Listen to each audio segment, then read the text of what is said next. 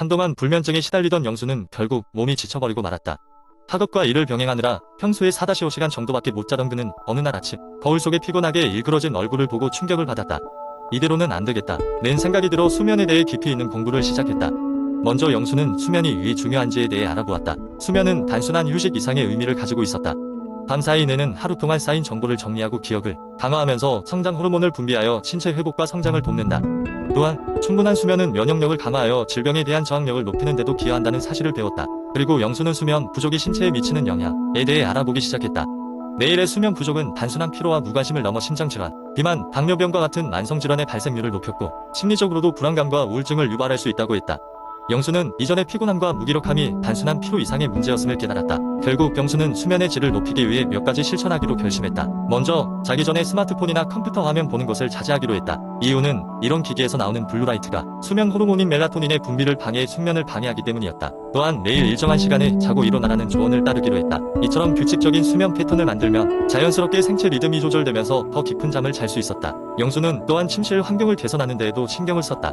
그는 어두운 곳에서 숙면을 취하기를 원했기에 암막 커튼을 설치하고 최적의 온도를 맞추기 위해 에어컨과 히터의 설정을 조절했다. 또한 잠자리에 들기 전 따뜻한 차를 마시거나 간단한 스트레칭을 통해 몸과 마음을 릴렉스 시키는 것도 좋은 방법이었다. 시간이 지나면서 영수는 놀라운 변화를 느꼈다.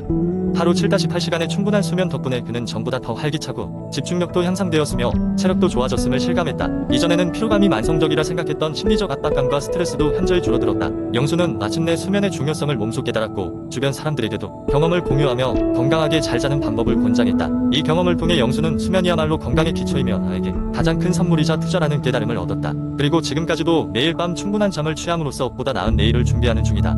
두 번째 이야기. 요즘 현대인들은 바쁘고 스트레스가 많은 생활 속에서 간 건강을 잃기 쉽습니다. 간은 우리 몸의 해독기관으로서 중요한 역할을 하는데 이런 간을 건강하게 유지하는 것은 매우 중요합니다. 하지만 너무 바쁜 일상에서 간 건강을 챙기기엔 시간이 부족하죠. 그래서 자연이 우리에게 준 간 해독에 좋은 식품들에 주목할 필요가 있습니다. 이러한 식품들은 별다른 부담 없이 일상에서 간 건강을 돕는 데 기여할 수 있습니다. 먼저 첫 번째로 꼽히는 식품은 마늘입니다. 마늘은 알리신이라는 강력한 항산화 물질을 포함하고 있어 간 해독에 큰 도움을 줍니다. 알람을 맞춰놓지 않으면 회사 지각하겠네 하며 서둘러 아침을 준비할 때 갓 구운 토스트 위에 마늘을 얹어 먹는 것만으로도 간에 큰 도움을 줄 수 있지요. 그 다음으로는 아티초크가 있습니다.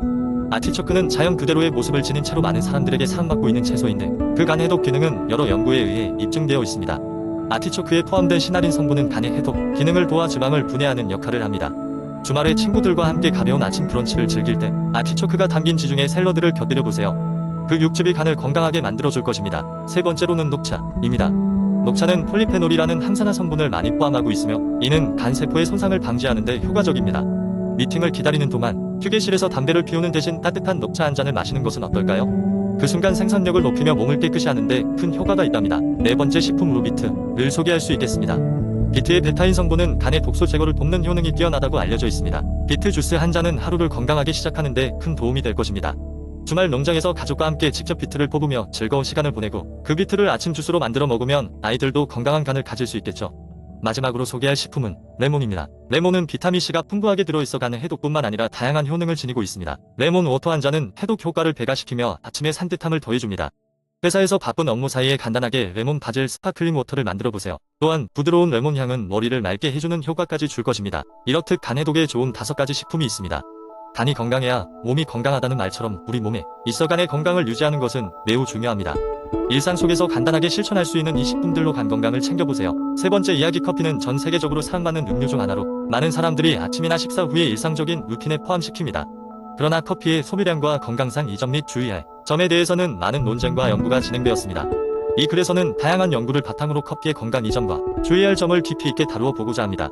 먼저 커피의 주요 성분인 카페인에 대해 살펴보겠습니다. 카페인은 중추신경계를 자극하여 졸음을 줄이고 정신을 맑게 만드는 효과가 있어 아침 시간에 졸음을 쫓는 데 도움을 줍니다. 또한 일시적으로 집중력과 기억력을 향상시켜 업무 효율을 높일 수 있습니다. 이런 이유로 직장인들 사이에서는 커피 한 잔, 이곳 능률 향상과 동의어가 되곤 합니다. 커피에는 카페인 이외에도 건강에 유익한 항산화 물질이 풍부하게 함유되어 있습니다. 항산화제는 신체의 세포 손상을 방지하고 노화를 늦추며 특정 만성 질환의 발생을 억제하는 역할을 합니다. 특히 커피 속의 항산화제는 자유 라디칼과 싸우면서 심혈관 건강 개선, 당뇨병 예방 등의 긍정적인 건강 효과를 나타낸다고 합니다. 그러나 커피가 항상 긍정적인 영향을 미치는 것은 아닙니다. 특히 과도한 카페인 섭취는 불면증, 신경 불안정, 소화 장애와 같은 부작용을 초래할 수 있습니다. 무릎이 떨리거나 심장이 더 빨리 뛰거나 긴장을 풀기 어려운 증상이 나타나는 경우 커피 소비량을 줄이는 것이 필요합니다. 또한 임산부나 카페인 민감성을 가진 사람의 경우 커피 섭취가 태아에게 미치는 영향을 고려하여 섭취량을 제한해야 합니다. 다음으로 커피가 갱년기 증상을 완화하는 데 도움을 줄 수 있다는 연구 결과도 주목할 만합니다. 한 연구에서는 매일 2잔 이상의 커피를 마시는 사람들이 그렇지 않은 사람들보다 우울증 증상이 적다는 결과를 보여주었습니다. 이는 커피 속 항산화 물질이 신경염증을 줄이고 뇌 기능을 향상시킬 수 있다는 이론을 뒷받침합니다. 하지만 커피의 건강 효과는 개인의 유전적 요인, 생활 습관, 건강 상태 등에 따라 다르게 나타날 수 있습니다. 어떤 사람들은 적은 양의 커피도 지나치게 흥분시키거나 반대로 졸리고 나른하게 만들 수 있습니다. 또 커피의 산도는 위 건강에 민감한 사람들에게 영향을 미칠 수 있으므로 위장이 불편함을 최소화하기 위해 산도가 낮은 커피를 선택하는 것도 하나의 방법입니다. 마지막으로 커피를 통한 건강 효과를 최대화하기 위해서는 정해진 시간에 적정량을 섭취하는 것이 중요합니다. 일반적으로 하루 3에서 5잔의 커피는 성인에게 비교적 안전한 양으로 간주되며 건강에 유익한 이점을 제공할 수 있습니다. 그러나 개인의 건강 상태에 따라 이보다 적은 양이 적합할 수 있으므로 본인 신체 상태를 고려하여 적절한 양을 찾는 것이 중요합니다. 결론적으로 커피는 적절한 양과 올바른 방법으로 섭취한다면 다양한 건강 이점을 제공할 수 있는 매력적인 음료입니다. 다만 과도한 섭취나 섭취 시점, 개인의 건강 상태를 고려하지 않은 무리한 음용은 오히려 건강에 부정적인 영향을 미칠 수 있으므로 이에 대한 주의가 필요합니다. 자신의 건강 상태에 맞는 적절한 커피 음용 습관을 통해 커피를 보다 건강하고 즐겁게 즐기시기를 바랍니다. 네 번째 이야기. 한때 의학계의 대부였던 민 교수는 은퇴 후 시골 마을에서 조용히 책을 읽고 텃밭을 가꾸며 시간을 보내고 있었다. 하지만 건강 문제로 그의 은퇴 생활은 생각보다 고단했다. 이유는 의외로 간단했다. 비타민 D 부족. 민 교수는 이유 없는 피로와 무기력함, 그리고 낮 동안에도 졸음이 몰려와 일상생활에 큰 불편함을 느끼고 있었다. 병원을 찾아 여러 검사를 받은 후 의사는 놀랍게도 비타민 D 부족이 그의 문제의 주된 원인이라고 진단했다.